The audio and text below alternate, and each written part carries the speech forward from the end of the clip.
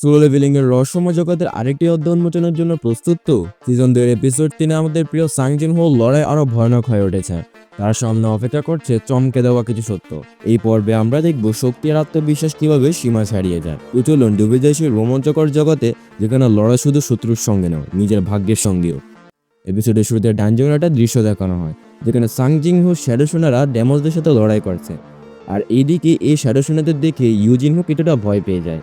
আসলে ইউজিনহো কখনো এই শ্যাডো সৈন্যদের দেখেনি। সানজিনহো তখন বলে, এগুলো আমার স্কিলস, আমি আগে কখনো তোমাকে এগুলোর কথা বলিনি। এই সৈন্যগুলো আমার জন্য কাজ করে। ইউজিনহো তখন বলে, আগে তো আমি কিছু কাজ করতে পারতাম, এখন দেখছি সেগুলো আর করতে পারবো না। তখন একটা শ্যাডো সৈন্য ইউজিনহোকে একটা জেমস দেয়। এটা দেখে সে কিছুটা খুশি হয়, শ্যাডো দেশে ধন্যবাদ জানায়, কিন্তু তার মনের ভেতরে এখনো ভয় কাজ করতেছে। এরপর আমাদের ওয়েস্ট ইউনাইটেড স্টেটের সিন দেখানো হয়। এই র্যাঙ্ক গেটের একটা ডানজনের ভেতরে আমরা দেখতে পাই জেমস এই র্যাঙ্কের একটা হান্টার। তার দিকে ধয়ে আসছে হিউম্যান টাইপের একটা মনস্টার। এই র্যাঙ্কের হান্টার জেমস তাকে দেখে ভয় পায়। ওই মানুষটা তখন বলে, তোমার ভয় পাওয়ার কোনো কারণ নেই, আমি তোমার কোনো ক্ষতি করব না। সে তখন বলে, আমার শুধু একটাই ইচ্ছা, আমি আমার বাড়িতে যেতে চাই। এরপর আমাদের হোটেলে একটা সিন দেখানো হয়, যেখানে সাং জিনহো ও ইউজিনহো খাবার খাচ্ছে। ওদের 19টা কোয়েস্ট সম্পূর্ণ হয়েছে, যার জন্য তারা অনেক খুশি। সাং জিনহো তখন ইউজিনহোকে বলে, তাহলে তোমার পরের পরিকল্পনা কি? ইউজিনহো তখন বলে সে তার নিজের গিল্ড বানানোর জন্য লাইসেন্স পেতে চায়। ইউজিনহো তখন বলে, আপনার পরের পরিকল্পনা কি? সাং জিনহো তখন বলে, তুমি কিছুদিনের জন্য আমার সাথে যোগাযোগ করতে পারবে না, কারণ আমি কয়েকদিনের জন্য বাইরে যাচ্ছি। এই কথা শুনে ইউজিনহোর মন কিছুটা খারাপ হয়ে যায়। সে বলে, তাহলে আপনি আমাকে এই কথা সরাসরি বলতে পারতেন, আমি আপনাকে ফোন করে ডিস্টার্ব করব না। ইউজিনহো তখন বলে, তার এক ভাই তার থেকে 10 বছর বয়সে বড়, আর তার ওই ভাই তাকে একদমই পছন্দ করে না। যদি সাং জিনহো তাকে তার ভাই হিসেবে মানতো, তাহলে কতই না ভালো হতো। সাং জিনহো তখন বলে, আচ্ছা তাহলে আজ থেকে তুমি আমার ছোট ভাই। এটা শুনে ইউজিনহো অনেকটাই খুশি হয়ে যায়। এরপর আমাদের ডানজং থেকে বাইরে হওয়া ওই মানুষটাকে দেখানো হয়, যাকে কিনা বর্তমানে জেলে আটকে রাখা হয়েছে। পাশে থাকা দুই লোক কথাবার্তার মধ্যে থেকে জানা যায় ওই মানুষটার নাম সাং হিয়ং। 10 বছর পর আমেরিকার এক স্থানে ডানজিয়ং খোলার কারণে এই হায়াংটি বের হতে পেরেছে। হায়ান ইংলিশে কথা বলতে পারে না। এই ব্যাপারে কথা বলার জন্য একজন এস র্যাঙ্কের হান্টার মানে সাং ডংসুকে আসতে বলা হয়েছে আর কি। পরের সিন আমরা দেখতে পাই ইউজিনহো কয়েক সপ্তাহের জন্য বাইরে ট্রিপে যাচ্ছে। তার বোন তাকে বলে, তুমি কার সাথে যাচ্ছ, তোমার কি গার্লফ্রেন্ড আছে? জিনহো তখন তাকে বলে তার কোনো গার্লফ্রেন্ড নেই। জিংহু এই কথা বলে সেখান থেকে চলে যায়। জিংহু তার কাজের স্থানে চলে আসে। একটা গেটের সামনে সে দাঁড়িয়ে আছে, চারপাশে শুধু আগুন জ্বলছে। সে ডানজংয়ের একটা গেটের সামনে দাঁড়িয়ে আছে। হঠাৎ তার সামনে তার অতীতের কয়েকটি কথা মনে পড়ে। তার লেভেল যখন 20 ছিল তখন সে একটা ফাইটিং সার্ভাইভের সাথে লড়াই করেছিল, আর এখন তার লেভেল কয়েক গুণ বেড়ে গেছে। তার হাতে আমরা একটা চাবি দেখতে পাই, যেটার মাধ্যমে সে ওই ডানজংয়ের ভেতরে প্রবেশ করে। স্ক্রিনে বলা হচ্ছে তার সামনে এখন 10,000 ডেমন্স রয়েছে, এগুলোকে তাকে মারতে হবে। এই কথা শুনে জিংহু নিজেও কিছুটা অবাক হয়ে যায়। লড়াই করার স্থানে সে এসে পড়ে এবং ডেমন্সদেরও দেখতে পায়। জিংহু একটা মায়াবী ছুরি বের করে, সে লড়াই করার জন্য প্রস্তুত। দৃশ্য পরিবর্তন হয়, আমাদের ইউজিনহোকে দেখানো হয় সে তার বাবার সাথে কথা বলছে। ইউজিনহোর বাবা তাকে বলে, তুমি কি চাও আমাদের হান্টার গিল্ড তোমার হাতে তুলে দিই? তুমি কি জানো না জিংসু এর প্ল্যান? তোমাদের জানিয়ে রাখি, জিংসু হচ্ছে ইউজিনহোর ভাই। ইউজিনহো বলে, আমার ভাই বাইরের কোন একজনকে হান্টার গিল্ডের মাস্টার বানাতে চায়, যেটা আমাদের কোম্পানির জন্য অনেকটাই ক্ষতিকর। তার বাবা তখন বলে, এটা সাং জিনহো না? সেই ছেলে যে ডাবল ডানজংয়ে ছিল, সেই ছেলে যে হাং ডংসু টিমকে মেরে ফেলার সময় ছিল। সাং জিনহো কোনো প্রকার অসুবিধা ছাড়া ওই সময় ওই ক্রুজ থেকে বেঁচে ফিরেছিল। ইউজিনহোর বাবা তখন তাকে বলে, তুমি সাং জিনহোর সাহায্য নিয়ে গিল্ড মাস্টারের লাইসেন্স নিয়েছ, আর এখন তুমি চাও আমি তোমাকে এই গিল্ডটা দিয়ে দিই? ইউজিনহো তার বাবার কাছে অনুরোধ করে যেন গিল্ডটা তার হাতে তুলে দেয়।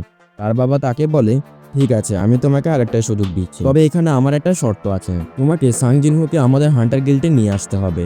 পারবে তো তুমি এই কাজটা করতে?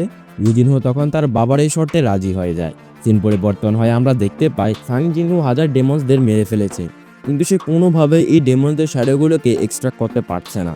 সেভাবে এই ডানজুংয়ের ভেতরে আরো অনেকগুলো ডেমন্স রয়েছে। সিস্টেম তাকে একটা ম্যাজিক পেপার দেয়, যেটার মাধ্যমে সে ডানজংয়ের দ্বিতীয় গেটে প্রবেশ করতে পারবে। ডানজংয়ের দ্বিতীয় গেটটা অনেক দূরে রয়েছে, আর এখানে অনেকগুলো ডেমন্স রয়েছে, যার কারণে সে দ্বিতীয় গেটে প্রবেশ করতে কিছুটা সময় লাগবে। এর জন্য সে একটা শ্যাডো সৈন্যকে ডেকে নেয়, যেটা একটা ভাল্লুক ছিল। আমরা দেখতে পাই তাদের সামনে অনেকগুলো ডেমন্স রয়েছে। জিংহু শ্যাডো ভাল্লুকটার পিঠে বসে, ডেমন্সগুলোকে মেরে তারা সামনের দিকে এগিয়ে যায়।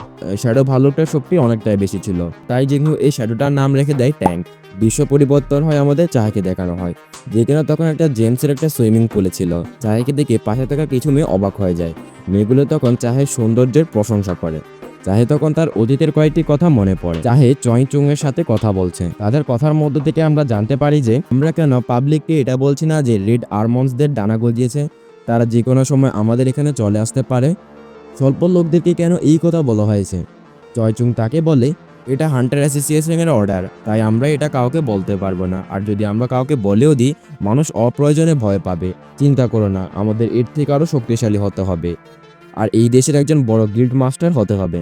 সিন পরিবর্তন হয়, আমাদের জিনহুকে দেখানো হয়। সেভাবে আমি যখন এই চাবিটা পেয়েছিলাম তখন আমি মনে করেছিলাম যে এই ডানজংয়ের ডেমন্সরা এস র্যাঙ্কের হবে, কিন্তু না, এই ডেমন্সরা ছিল বি র্যাঙ্কের। সে খুব সহজে এই ডেমন্সদের একের পর এক মারতে সক্ষম হয়। সে ভিন্ন কেটে যায়, তার কাছে তেমন একটা সময় নেই, তার খাবারগুলো শেষ হয়ে আসছে। অবশেষে সে 10,000 ডেমন্সদের মারতে সক্ষম হয়। এখন সে ডেমন্সদের রাজাকে মারতে এসেছে। রাজার সাথে ডেমন্সদের সৈন্যও আছে। জিনহু তখন তার শ্যাডো সৈন্যদের ডাকে। শ্যাডো সৈন্য আর ডেমন্সদের মাঝে এক ভয়ানক ফাইট শুরু হয়। জিনহু তার শ্যাডো সৈন্যদের বলেছিল ডেমন্সদের রাজাকে সেই মারবে। সিন পরিবর্তন হয়, আমাদের হোয়াইট গিল্ডের 2জন সদস্যকে দেখতে পাই।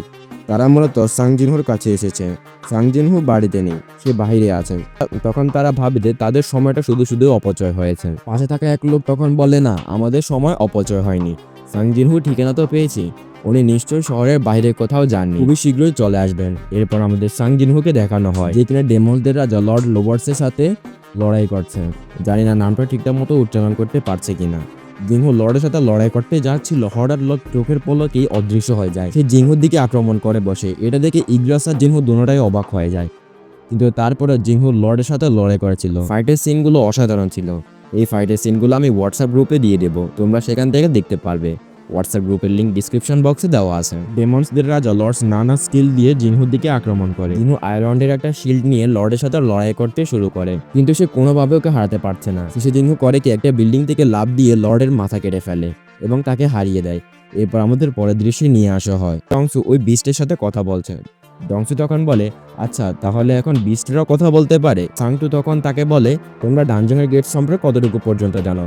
এটা শুধুমাত্র একটা সতর্কবার্তা, সামনে পৃথিবীতে এমন এক লড়াই হতে যাচ্ছে যেখানে তোমরা সবাই মারা পড়বে। ডাংসু তখন বলে, তুমি কি জানো পৃথিবীতে এখন অনেকগুলো হান্টার রয়েছে? সাংটু তখন বলে, যত কিছুই করো না কেন তোমরা মারা পড়বে।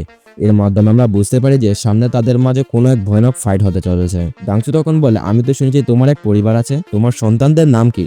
সাংটু তখন বলে, আমার ছেলের নাম সাং জিনহু, মানে এই সাংটু হচ্ছে সাং জিনহুর বাবা। দৃশ্য পরিবর্তন হয়, আমাদের সাং জিনহুকে দেখানো হয় যে কিনা তার আর্মি নিয়ে সামনের দিকে এগিয়ে আসে। স্ক্লেরাট নামে একটা ডেমন্স কিন্তু তার সাথে দেখা হয়। জিনহু ওকেও মেরে ফেলে। তার কাছে তেমন বেশি একটা খাবারও নেই। সে এখন 75 ফ্লোরে আছে, তাকে আরো 25 ফ্লোরে যেতে হবে। তার মানে বুঝতেই পারছো তার কাছে তেমন একটা বেশি সময় নেই। জিনহু তখন বলে সে এই ইয়ার বিগ বসকে মেরে ফেলেছে, আর তার ফলে সে একটা ইয়ার এবং একটা নেকলেস পেয়েছে। এই দুইটা জিনিসের কিন্তু ভালো পরিমাণে একটা কদর রয়েছে। সিস্টেমের একটা স্ক্রিন থেকে আমরা জানতে পারি যে একটা জায়গা এখনো ফাঁকা রয়ে গেছে, তার মানে আরেকজন বসকে এখন মারতে হবে। এছাড়া তাকে একটা চাবিও দেওয়া হয় যেটার কোনো ইনফরমেশন ছিল না। জিনহু তখন বলে, আমাকে ইলিক্সার অফ লাইফ বানাতে হলে আমাকে শেষ বসকে মারতে হবে। সে যদি এই ইলিক্সার অফ লাইফ বানাতে পারে তাহলে সে তার মাকে বাঁচাতে পারবে। তোমরা হয়তো জানো যে তার মা কঠিন রোগে আক্রান্ত, সে মূলত এসব কিছু তার মায়ের জন্য করছে। আর এখানে এই এপিসোড শেষ হয়ে যায়।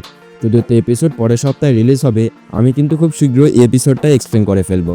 তো দেখা হচ্ছে পরের ভিডিওতে। ততদিন পর্যন্ত সবাই ভালো থেকো, সুস্থ থেকো, আল্লাহ হাফেজ।